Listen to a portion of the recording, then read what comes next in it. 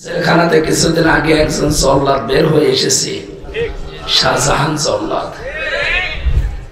প্রথমে যাওয়ার পরে লোকটার সাথে আমার দেখা, বললাম যে কে? বলছে আমি শাহজাহান জল্লাদ ভইয়া। ভইয়া মানে ওর 167 বছর জেল, এখনো বংশের নাম ভরে।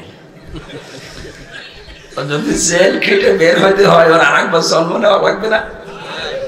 তারপরেও বিড়ি টানছে, দাড়ি মস্ত কিছুই নেই, মস্তা ছিল বড় বড় দাড়ি, একেবারে প্রতিদিন সেভ করে।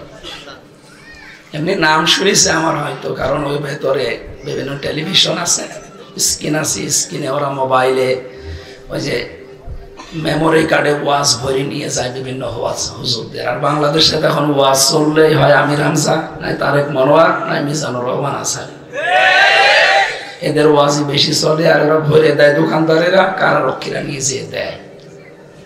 তো উনি ওই তার সঙ্গে চেহারা দেখেছে, আমার বলছে হুজুর হামজা হুজুর।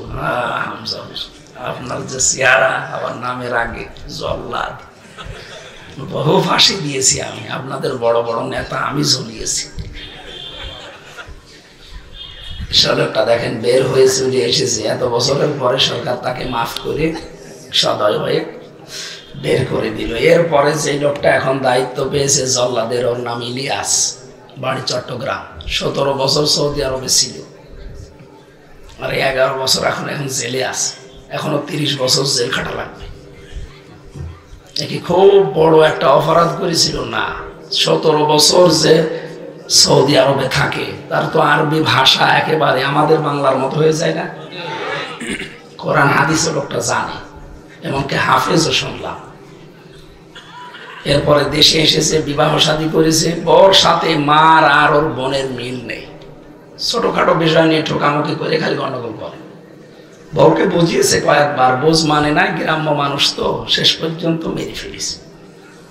এখন মার্ডার মামলার আসামি, 30 বছর জেল। বলেন এদিকে 17, এদিকে 23, কত হয়? ওর জীবনে আর কি থাকে? খুব বেশি বড় জিনিস নিয়েও সারা জীবন নষ্ট করছে।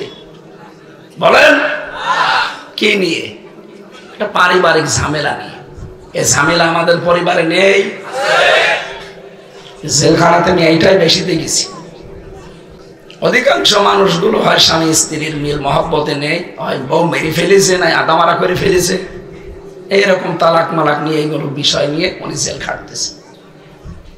আর মামলা আছে কিছু রাজনৈতিক, আর এই যে মাদক মামলা।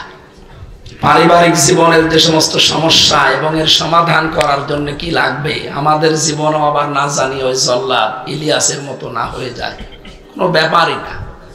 আজকে আপনি একটু ঝামেলায় রাত করে বাড়ি যাবেন, যদি একটু কথা কাটাকাটি হয়, একটা থাপ্পড় দেবেন, ও ছাতা গেল মরি।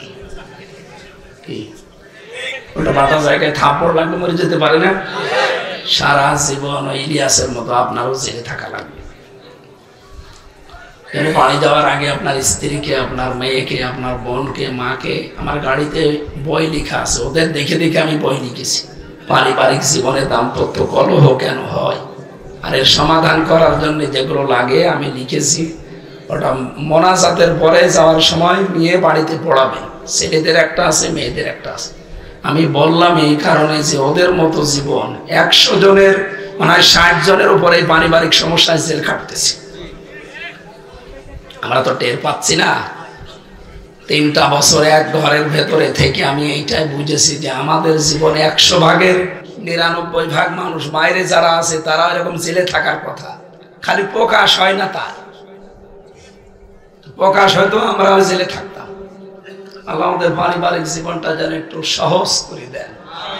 খুবই ঝামেলায় আছে, সে হুজুর বলেন আর পীর সাহেব বলেন, বহু ঝামেলা পোয়াচ্ছি আমরা। এই ভারতের এই আন্তর্জাতিক যে ষড়যন্ত্রগুলো চলছে, আকাশ সংস্কৃতির নামে যেগুলো পাঠাচ্ছে, এগুলো দেখে দেখে বউগুলো হয়ে যাচ্ছে সব উল্টা পাল্টা, এই সিরিয়ালের মতো।